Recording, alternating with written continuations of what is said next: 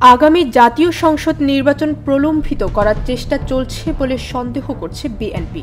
গণপরিষদ নির্বাচন, নতুন সংবিধান, সেকেন্ড রিপাবলিক ও জুলাই ঘোষণাপত্র ঘিরে সময়ক্ষেপণের আয়োজন করা হচ্ছে বলেও মনে করে দলটি।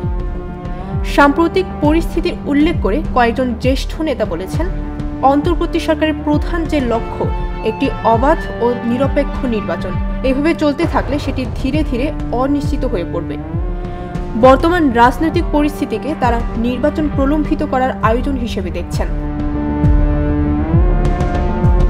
পাশাপাশি অন্তর্বর্তী সরকার যদি অনির্দিষ্ট মেয়াদে ক্ষমতায় থাকার চেষ্টা করে, তাহলে দেশের রাজনৈতিক অস্থিরতাও তৈরি হতে পারে বলে আশঙ্কা করছে মাঠের রাজনীতিতে থাকা বৃহৎ এই দলটি। বিএনপির তৃণমূল পর্যায়ের একাধিক নেতার সঙ্গে আলাপচারিতায়ও একই ভাষ্য পাওয়া যায়। নেতারা বলছেন, তাদের সন্দেহ যদি সত্যি হয়, তাহলে বর্তমান অন্তর্বর্তী সরকারের সঙ্গে রাজনৈতিক দলগুলোর দূরত্ব তৈরি হবে।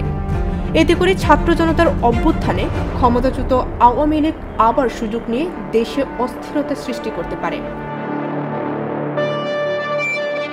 সম্প্রতি দেশের বিভিন্ন স্থানে নারীর প্রতি সহিংসতা, উগ্রপন্থীদের উত্থান, চুরি, ডাকাতি, ছিনতাইয়ের ঘটনা বৃদ্ধির পেছনে আইনশৃঙ্খলা রক্ষাকারী বাহিনীর গাফিলতির পাশাপাশি আওয়ামী লীগের দোসররাও যুক্ত আছে বলে কয়েকটি ঘটনায় দেখা গেছে।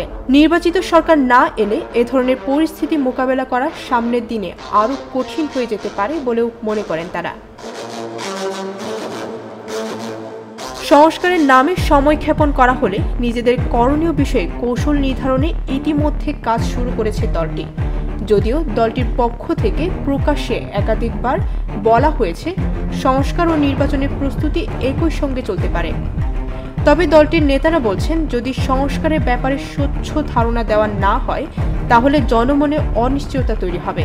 এর ফলে অনেকে অস্থিরতার সৃষ্টির সুযোগ নিতে পারে। বিএনপির শীর্ষ নেতারা বলছেন, এখন সবাই ভোট দিতে উন্মুখ হয়ে রয়েছে। হাসিনা বিরোধী আন্দোলনের একটি বড় অংশ তরুণ, তারাও এখন পর্যন্ত ভোট প্রয়োগের সুযোগ পায়নি। তাই ভোটের অধিকার নিশ্চিত করাই এই মুহূর্তে বড় সংস্কার। তাই সরকারের উচিত নির্বাচনমুখী প্রয়োজনীয় সংস্কার শেষে নির্বাচনের ব্যবস্থা করা। এক্ষেত্রে সংস্কারের পাশাপাশি একই সঙ্গে নির্বাচনী প্রস্তুতিও এগিয়ে নিয়ে যেতে হবে। ডেস্ক রিপোর্ট, ভোরের পাতা।